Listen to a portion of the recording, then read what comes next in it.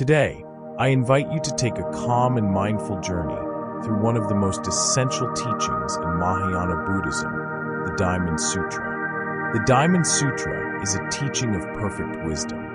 It shows us how to look beyond appearances, how to see that everything we experience is free from fixed identity.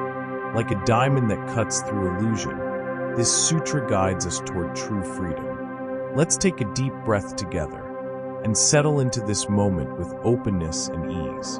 Now, I will read to you the full Diamond Sutra. The Diamond Sutra. Thus have I heard. One day, the Buddha was staying in the Jita Grove, in the garden of Anathapindika, together with a large assembly of monks.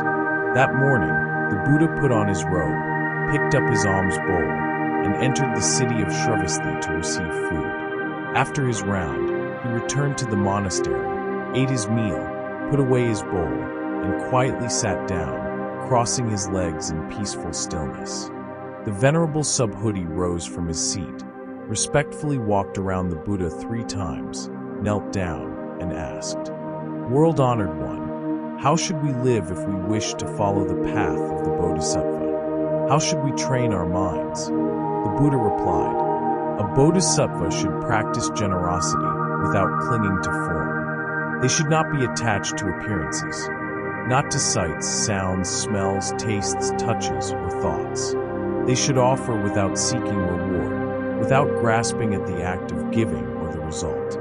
They should think, I vow to lead all living beings to liberation, as countless as the grains of sand in the Ganges River. Yet in truth, no living being is liberated, because there is no separate self, no fixed person, no independent soul. A bodhisattva should not hold on to any fixed ideas. Even when helping others, they should not think, I am helping. They should act freely, without building an identity around their actions. Subhuti, a bodhisattva should cultivate a vast, open mind that is not limited, a mind that does not cling to appearances. All forms are illusions.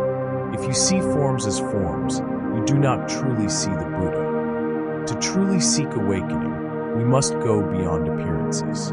We must let go of concepts, let go of the idea of I and othered. Subhuti, how do we know when a mind is practicing perfect wisdom?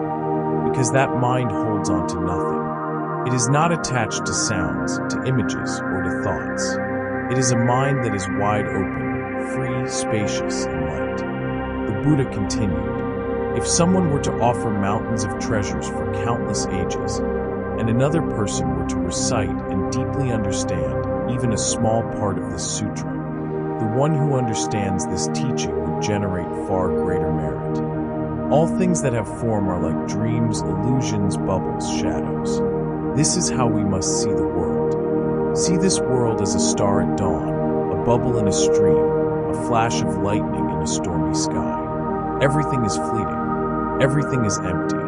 Everything is beyond appearances. The Buddha concluded, whoever understands this teaching will grasp the true practice of a bodhisattva. This is the Diamond Sutra. Let's take a calm breath together and gently allow these words to rest in our hearts. Now, let's reflect together on what this sutra is offering us. The Diamond Sutra is like a clear mirror that shows us the deeper nature of reality. It teaches us that what we cling to, our ideas, our labels, our identities, are passing illusions.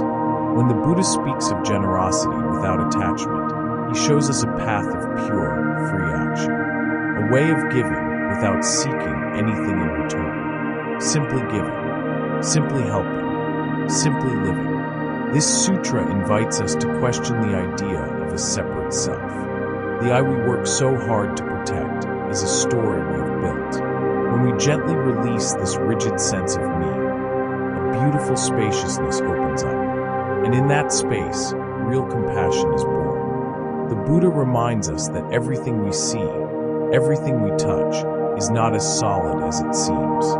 Things appear, but they are not fixed. They arise, they change, they pass away. They are like dreams, like reflections on water.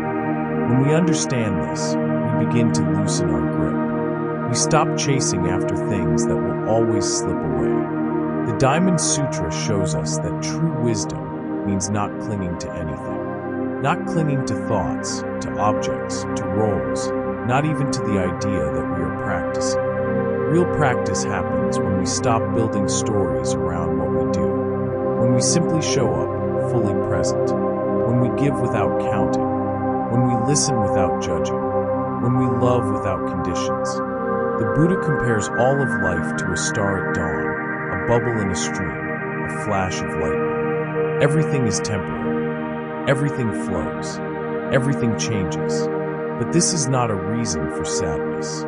It is a doorway to freedom. When we allow things to flow, when we let go, we find deep peace.